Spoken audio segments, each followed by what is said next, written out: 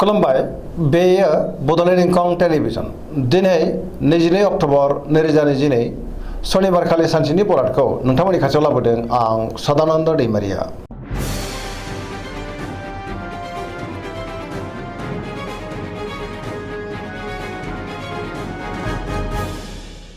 सिगां फरायनो लादों मेष राशि गिबि हांखो अ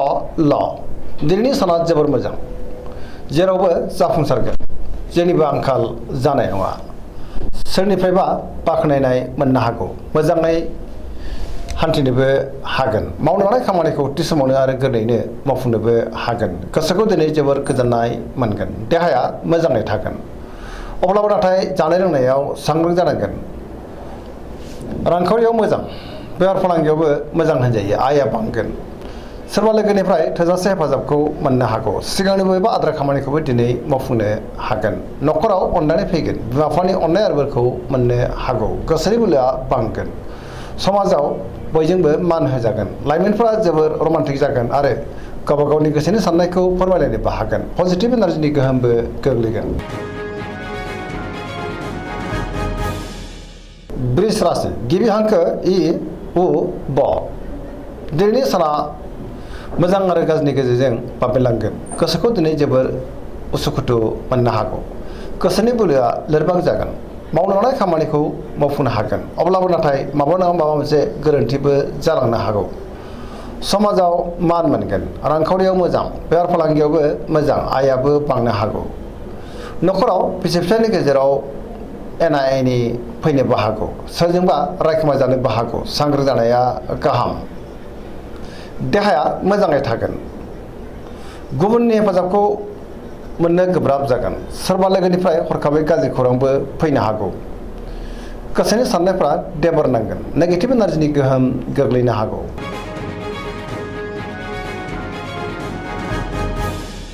मिथुन राशि गिबि हांखो क स दिनैनि साना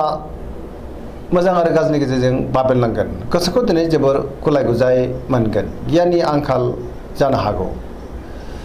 गोसोआ जोबोर उसुखुथु जागोन देहाया बारा मोजां थानाय नङा जानाय लोंनायाव सांग्रां जानांगोन रांखावरियाव मोजां बेफार फालांगियावबो मोजां होनजायो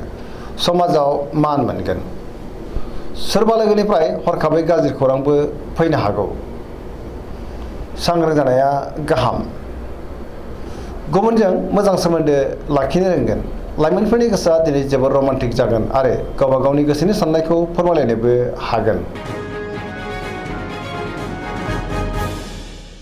कर्कट राशि गिबि हांखो ड ह दिनैनि साना जोबोर मोजां गोसोखौ दिनै जोबोर गोजोननाय मोनगोन सोरबा लोगोजों बाख्नाय जानो हागौ गोसोनि साननायफ्रा दिनै मोगथाङाव जाफुंगोन गोसोआव गोग्गो आरो गोथों साननाय फैगोन पजिटिभ साननो रोंगोन मावनो लानाय खामानिखौ थि समावनो आरो गोरलैयैनो मावफुंनोबो हागोन रांखावरियाव मोजां बेफार फालांगियावबो मोजां होनजायो न'खराव दिनै अननानै फैगोन समाजाव गोबां मान मोनगोन गुबुननि थाखाय गोबां मोजां खामानि मावनानै होनोबो हागोन देहाया मोजाङै थागोन अब्लाबो नाथाय जानाय लोंनायाव सांग्रां जानांगोन फरायसाफ्रा दिनै फरायनायाव गोसो दुंखांगोन आरो मोजां फिथाइ मोनगोन लाइमोनफ्रा जोबोर खुसि जागोन।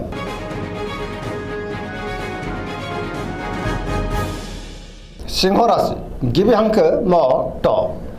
दिनैनि साना जोबोर मोजां गोसोआव पजिटिभ साननाय फैगोन गोथों आरो गोग्गो साननो रोंगोन गियाननि आंखाल जानाय नङा गावनि गोसोनि साननायखौ दिनै गुबुननो फोरमायनोबो हागोन मावनो लानाय खामानिखौ थि समावनो आरो गोरलैयैनो मावफुंनोबो हागोन सोरबा लोगोनिफ्राय थोजासे हेफाजाब मोननो हागौ बहाबा थाङोब्ला दिनै जोबोर मोजां आरो मोजाङैनो हान्थिनोबो हागोन रांखावरियाव मोजां अब्लाबो नाथाय खरसायाबो बांनो हागौ बेफार फालांगियाव मोजां होनजायो गोसोनि साननायखौ दिनै गुबुननो फोरमायनोबो हागोन न'खराव अननानै फैगोन समाजावबो बयजोंबो मान होजागोन देहाया मोजाङै थागोन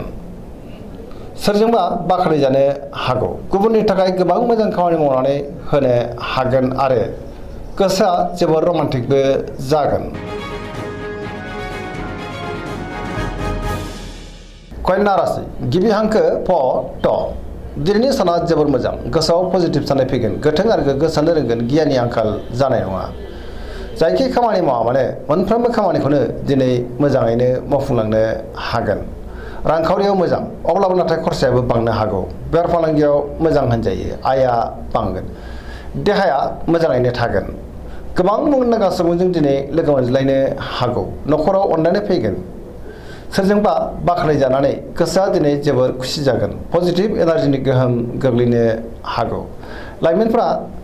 जोबोर रमान्टिक जागोन आरो गावबा गावनि गोसोनि साननायखौ फोरमायलायनोबो हागोन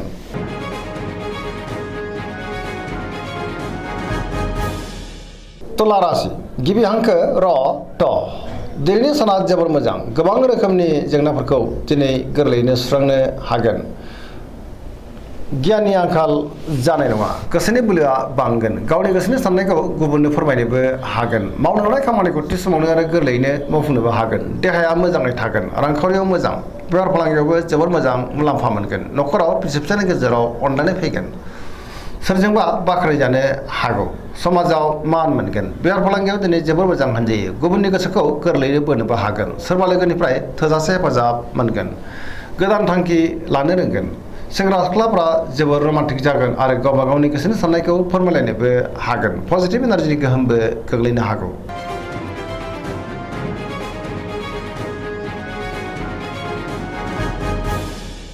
वृश्चिक राशि गिबि हांखो न स दिनैनि साना जोबोर मोजां पजिटिभ एनार्जिनि गोहोम गोग्लैगोन गोसोआव गोग्गो आरो गोथों साननाय फैगोन गियाननि आंखाल जानाय नङा समाजाव लोगो लेवा बांगोन सोरबा गोजाम लोगोजों बहाबा लोगो मोनज्लायनो हागौ मावनो लानाय खामानिखौ थि समावनो आरो गोरलैयैनो मावफुंनोबो हागोन गुबुननिफ्राय थोजासे हेफाजाब मोननो हागौ गोसोनि साननायफ्रा दिनै मोगथाङाव जाफुंगोन गोसोनि बोलोआबो बांगोन गावनि गोसोनि साननायखौ गुबुननो फोरमायनोबो हागोन न'खराव अननानै फैगोन बिदा फंबायनिफ्राय थोजासे हेफाजाब मोननो हागौ रांखावरियाव मोजां अब्लाबो नाथाय खरसायाबो बांनो हागौ बेफार फालांगियाव दिनै जोबोर मोजां मुलाम्फा मोनगोन गुबुननिफ्राय थोजासे हेफाजाब मोनगोन फरायसाफ्रा दिनै फरायनायाव गोसो दुंखांगोन आरो मोजां फिथाइ मोनगोन सेंग्रा सिख्लाफ्रा जोबोर खुसि जागोन आरो गावबा गावनि गोसोनि साननायखौ फोरमायलायनोबो हागोन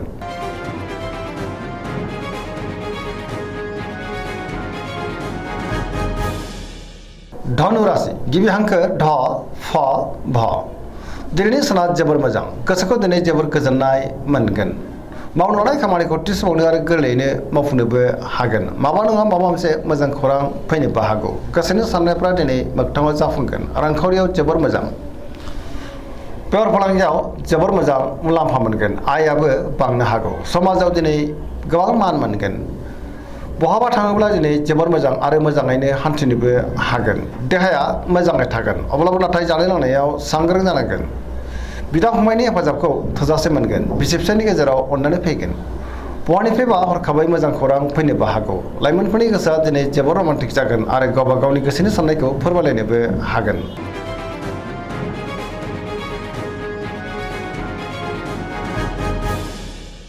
मकर राशि गिबि हांखो ख ज दिनैनि साना जोबोर मोजां गोसोनि साननाया मोगथाङाव जाफुंनो हागौ मावनो लानाय खामानिखौ थि समावनो आरो गोरलैयैनो मावफुंनोबो हागोन रांखावरियाव दिनै जोबोर मोजां बेफार फालांगियावबो जोबोर मोजां मोननो गोनांखौ दिनै मोननो हागौ गुबुनजों मोजां सोमोन्दो लाखिनो रोंगोन जायखि खामानि मावा मानो मोनफ्रोमबो खामानिखौनो दिनै गोरलैयैनो मावफुंलांनो हागोन गुबुननि थाखाय गोबां मोजां खामानि मावनानै होनोबो हागोन गोदान खामानियाव दिनै आखाइ होजेननो हागोन न'खराव बिदा फंबायनि गेजेराव मोजां सोमोन्दो थागोन आरो बिसोरनि हेफाजाबखौ थोजासे मोननो हागौ बिसि फिसायनि गेजेराव अननानै फैगोन सेंग्रा सिख्लाफ्रा दिनै गावबा गावनि गोसोनि साननायफोरखौ फोरमायलायनोबो हागोन आरो गोसोआ दिनै जोबोर रमान्टिक जागोन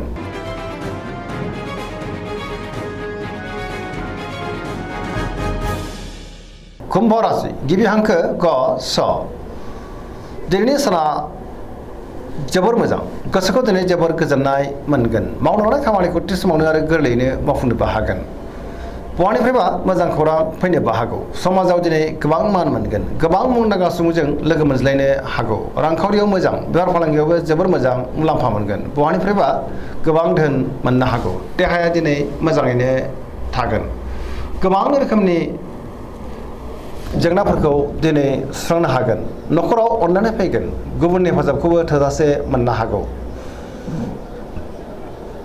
पजिटिभ एनार्जिनि गोहोम गोग्लैगोन लाइमोनफोरा जोबोर रमान्टिक जागोन आरो गावबा गावनि गोसोनि साननायखौ फोरमायलायनोबो हागोन